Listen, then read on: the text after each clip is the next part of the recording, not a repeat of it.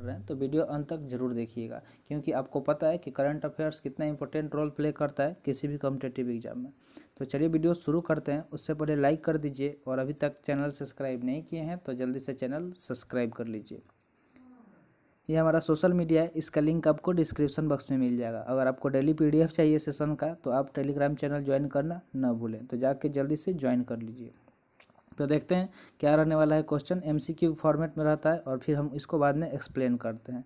तो first question है, Veer Guardian 2023 exercise is a maiden bilateral air exercise set to be held between India and which country.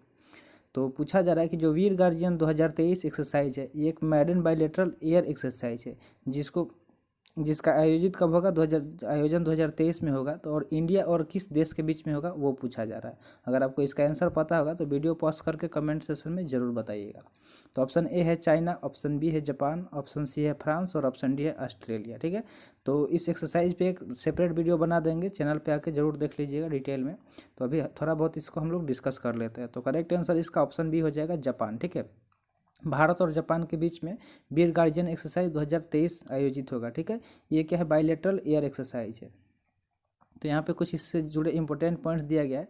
देखिए, Indian air force IAF and Japanese air self defence force, Japan का जो air self defence force है वो और India air force are set to hold their maiden bilateral exercise. तो उनको क्या, उनके बीच क्या होने वाला है, एक बायलैटरल एयर एक्सरसाइज होने वाला है जिसका नाम है Veer Guardian 23। The exercise will be held at क्या Hyakuri air base and Iruma air base in Japan. तो ये एक्सरसाइज होगा कहाँ पे, ये देखना है। ठीक है, तो आपको ये नोट कर लेना है कि एक्सरसाइज कहाँ पे होगा। तो जापान की जगह है हयाकुरी एयर बेस और इरुमा एयर बेस, इन जगहों पे इस एक्सरसाइज का आयोजन किया जाएगा। तो और कब होगा, तो अगले साल यानी कि 2023 आने वाला है।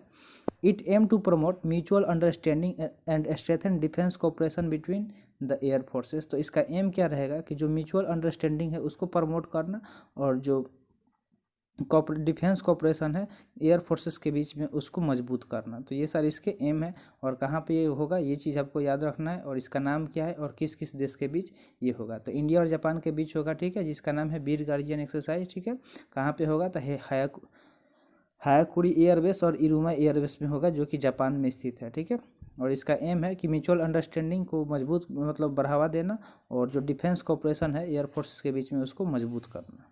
नेक्स्ट क्वेश्चन की बात करें तो नेक्स्ट क्वेश्चन है, which type of cancer is caused by human papilloma virus. तो जो एचपीवी है जिसका फुल फॉर्म होता है ह्यूमन पेपिलोमा वायरस, इससे किस तरह का कैंसर होता है वो पूछा जा रहा है। तो अपन है सर्विकल कैंसर, ऑप्शन बी है ब्रेस्ट कैंसर, ऑप्शन सी है ओरल कैंसर और ऑप्शन डी है प्रोस्टेट कैंसर। तो इसका करेक्ट आंसर हो जाएगा ऑप्शन है सर्विकल कैंसर इसके द्वारा होता है। इस पर एक सेपरेट वीडियो बहुत पहले ही हम अपने चैनल पर बना दिए थे, अगर आप नहीं देखें तो आप सर्च करके देख सकते हैं। ठीक है, उसका हम लिंक आपको नहीं, उसका हम लोग यहाँ पे आइकॉन बटन में लगा देंगे, वो उसका जो लिंक है वो आप वहाँ से देख लीजिएगा। ठीक है, तो आइए देखते हैं इससे जुड़े कुछ इंपॉर्टेंट पॉइंट्स। यहाँ पे इंपॉर्टेंट पॉइंट्स दिया गया है कि जो most cervical cancer are associated with human papilloma virus. तो ज़्यादातर जो सर्विकल कैंसर होता है, ठीक है, वो किसके वजह से होता है, तो ह्यूमन पेपिलोमा वायरस की वजह से होता है। And the HPV vaccine can prevent most cases if the vaccine is given before girl और women are exposed to the virus।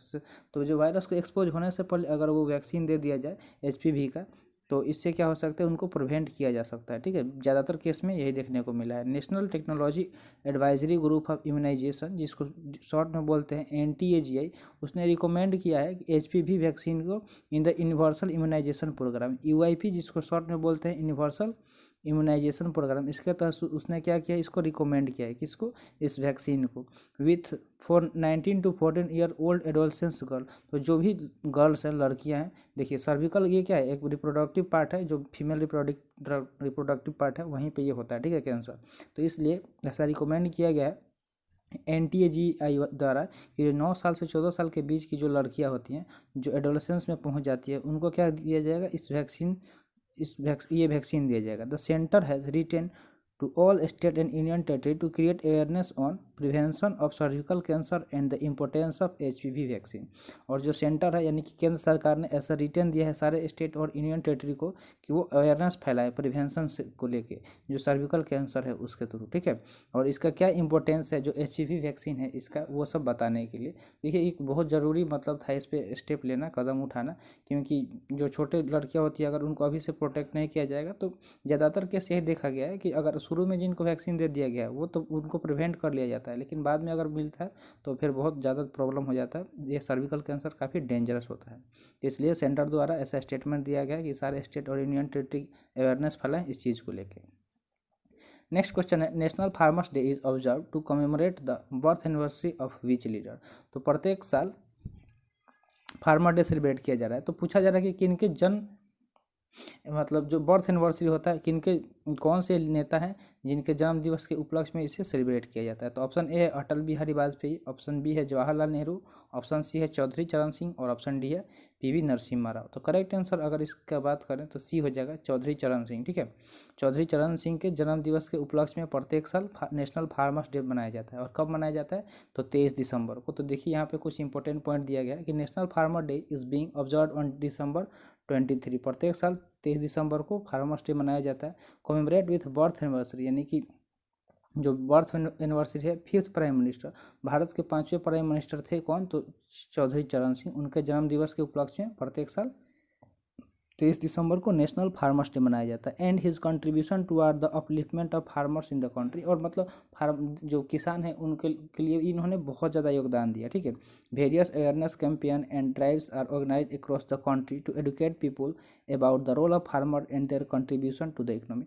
मतलब पूरे वर्ल्ड में क्या किया जाता है, पूरे देश में ये अवेयरनेस फैलाया जाता है और बताया जाता है कि फार्मर का क्या कंट्रीब्यूशन है हमारे इकोनॉमी में, उनका क्या रोल है। देखिए फार्मर बहुत मतलब समझ लीजिए जो एक स्टेटमेंट दिया गया ना, जय जवान जय किसान और जय विज्ञान। तो जितना जवान हमारे लिए ज़रूरी है जो हमारा रक्षा करते हैं, उतना ही किसान का भी रोल है, क्योंकि किसान ही अगर नहीं उपजाएं अनाज तो हम खाएंगे कहाँ से। एक टाइम के लिए सोचिए अगर सब कोई मतलब किसानी छोड़ दे, फार्म मतलब एग्रीकल्चर छोड़ दे और सारे बिजनेस में लग जाएँ, सब जॉब के चक्कर में लग जाए, तो फिर हमारे पास खाने का कुछ होगा ही नहीं।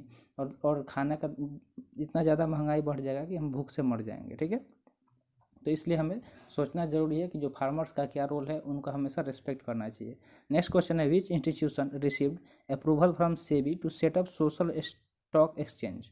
तो पूछा जा रहा है कि कौन सा इंस्टीट्यूशन है जिसने अप्रूवल प्राप्त किया है सेबी के द्वारा एक सोशल स्टॉक एक्सचेंज का सेटअप करने के लिए। तो ऑप्शन ए है नीति आयोग, ऑप्शन बी है State Bank of India, option C है नेशनल स्टॉक एक्सचेंज और ऑप्शन डी है PFRDA। तो करेक्ट आंसर की बात करें तो ऑप्शन सी इसका करेक्ट आंसर हो जाएगा। नेशनल स्टॉक एक्सचेंज ने क्या किया है, एक अप्रूवल प्राप्त किया है किसके द्वारा, सेबी के द्वारा, security Exchange Board of India के द्वारा, ताकि वो क्या करे एक सोशल स्टॉक एक्सचेंज को SS शॉर्ट में बोलते हैं इसको, सेटअप कर पाए, ठीक है। यहाँ पे दिया गया है कुछ इंपॉर्टेंट पॉइंट जो आपके एग्जाम के लिए काफ़ी ज़्यादा इंपॉर्टेंट है। तो देखिए National Stock Exchange of India जिसको शॉर्ट में NSE बोलते हैं, उसने रिसीव किया in principle approval from the Security Exchange Board of India SEBI, जिसका फुल फॉर्म क्या होता है, Security Exchange Board of India. तो ये आपको याद रखना है। To get up a social stock exchange SSC यानी कि SSC के सेटअप करने के लिए उसको एक अप्रूवल मिला है किसके द्वारा, सेबी द्वारा मिला है as a separate segment of the NSE।